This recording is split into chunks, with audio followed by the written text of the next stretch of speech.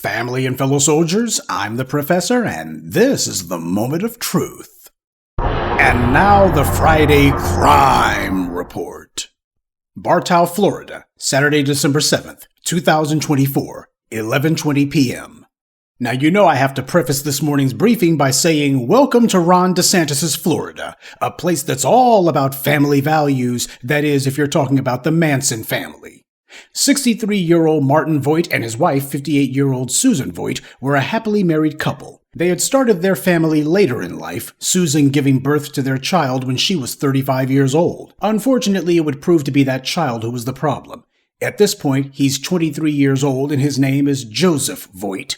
Late on the evening of December 7th, Joseph was doing what he always did, playing video games. He's your stereotypical directionless early 20s slacker. And apparently he loved it. Around 11:20 p.m., Susan Voigt called the Bartow Police Department and reported that both she and her husband had just been shot. When police arrived, they found Martin Voigt lying in the driveway with multiple gunshot wounds.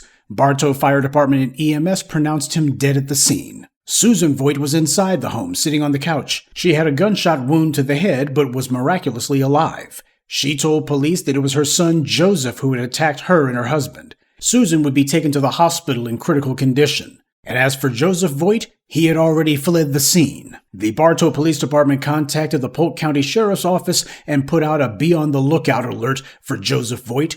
At approximately 2 o'clock a.m., Voigt's vehicle was spotted in Orlando on International Drive. Orlando police conducted a traffic stop on Voigt's vehicle, and of course they took him in alive because thank goodness he wasn't black.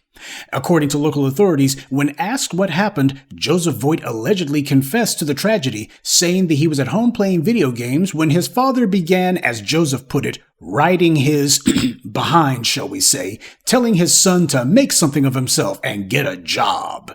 How terrible! You sit around all day slacking, not doing anything but trying to see how high you can score on Mario Brothers, and when mom and dad have the nerve to tell you that you might want to get around to that whole moving out and living on your own thing, you decide to kill them both, because they interrupted your precious time rescuing the princess from the castle, I suppose. Now, what needs to be remembered here is, there's a reason why there's a segment of the population who see video games literally as a matter of life and death. They live online. To them, this is their world. And that's the reason why you got these white supremacists online who have decided they're going to try to make video games and movies into a venue for a culture war. There's too many black people in this or that movie. There's too many black people in this or that cartoon or video game. I don't even watch stuff like that, but the problem is it's so pervasive that they decided that this is going to be their battlefield. And why choose this space in particular? Because culturally, as black people, we understand that our heroes are people who actually exist. Our heroes were flesh and blood. Our heroes were real people. But for the dominant society, on the other hand, because of the fact that they've been given so much for so long for so little, their heroes have to be made up. They gotta make up their heroes, make up their icons. So they're ready to kill for Luke Skywalker and Superman. And frankly, given how ubiquitous this subculture has become and how prevalent the society has allowed it to be, I'm genuinely surprised that we don't have far more incidents just like this. But then again, I sure hope that it doesn't become more common, because then we'll go from the Twinkie defense and affluenza being the laughingstock of courtroom maneuvers to video game attachment disorder becoming the #1 dumbest legal defense of all time. And you won't be surprised to learn that this Call of Duty commando has a criminal record, because of course he does. He had been previously arrested in October of this year, just 2 months ago, for firing a weapon in a residential area 15 times. He told officers he did it because he was bored. Then on Thanksgiving weekend, he sprayed 2 people with mace after they asked him what he was doing in the neighborhood. He went back to his parents' house after this incident, but the police were closely behind him. His parents tried repeatedly to get him to come out of the bathroom, and he only came out when ordered by police. This got him arrested for battery. According to arrest records, he was released from jail on December 1st on a $2,000 bond after being arrested on that battery charge. And then a week later, he killed his father and attempted to kill his mother. All because they told him to stop playing video games and make something of himself and get a job. There's failure to launch, and then there's somebody who sabotages the rocket on the launch pad. I guess we should count our blessings, at least this creep didn't commit a school shooting. Now, of course, even with this tragedy, the white powers that be are circling the wagons for this guy. The police chief himself said there were no signs that would lead you to believe this would occur from this gentleman, I would say. At least I don't see any from past behavior. He actually had the gall to say that. He called this creep a gentleman and said that there were no signs that would lead you to believe that this would occur from this gentleman. He fired a gun multiple times for no reason other than boredom, and then a few weeks later he maced 2 people because apparently he didn't like what they said to him. You put those incidents together and you get a guy who was escalating. But of course, the police downplayed this. They look at him and they see their own male children, or even themselves. So they have to pretend that this was inconceivable. They always do. Oh, how could anyone have seen this coming? Yeah, the escalating violence was so hard to figure out, especially when a guy barricades himself in the bathroom and the cops got to sit here and order him to come out. How could you possibly see that this was escalating? Now, before we go any further, this is not a sign of a generation lost. The white media loves that particular narrative. This kind of evil dysfunction occurred long before Generation Z, and it's going to continue long after, because this society encourages and enables it. But this should have been national headlines. If you have 2 black people in Florida pull a gun in a parking lot of a Mickey D's on Thanksgiving weekend, it's going to be treated as international news, because this is about pushing a particular narrative. But this incident apparently doesn't fit that narrative.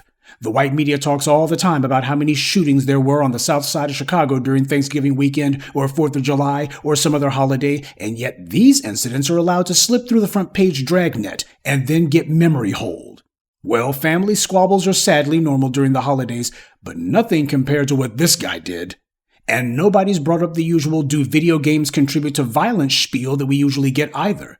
This guy killed his own father and attempted to murder his mother because they told him to stop playing video games. This ought to be a wake-up moment for those small towns. Bartow has a population of a little over 20,000 people, but this won't become a cultural issue, and that's a shame. This sense of rabid entitlement is at the heart of most of the mass shootings in this country. I explained that with Wednesday's briefing about the Wisconsin school mass shooter. Entitlement is often the result of people being undeservedly pampered and coddled and insulated from criticism or correction. If this goes on long enough, those people begin to see the bubble they're allowed to live in as normal. And when you try to bring them out of it, tell them they have to get a job and make something of themselves, they're going to be furious at you. Mainly because you're challenging them with doing something they know they're not capable of doing. This country has created an entire class of people that it treats like this, and the white media's propaganda perpetuates the cycle of denial and glorifies this kind of behavior. That's how you get inherent sociopathic behavior that is woven into the social fabric. And it's a shame. As long as this country insists on ignoring the problems that it's created for itself, then for a lot of people, it's going to be game over. And that's this week's Friday Crime Report. Keep your eyes open and stay on alert, because there's a lot worse criminals out there than the ones the white corporate media chooses to show you. Good day, and be one. I'd like to take a moment to mention some of our contributors. Suleiman Alaji, Reasonable Dude, Michael Gilmore, Avenge the Ancestors, and Jordan Ensley. Salute to them, and thank you to everyone for listening, liking, and sharing this message. Black empowerment only exists because of you.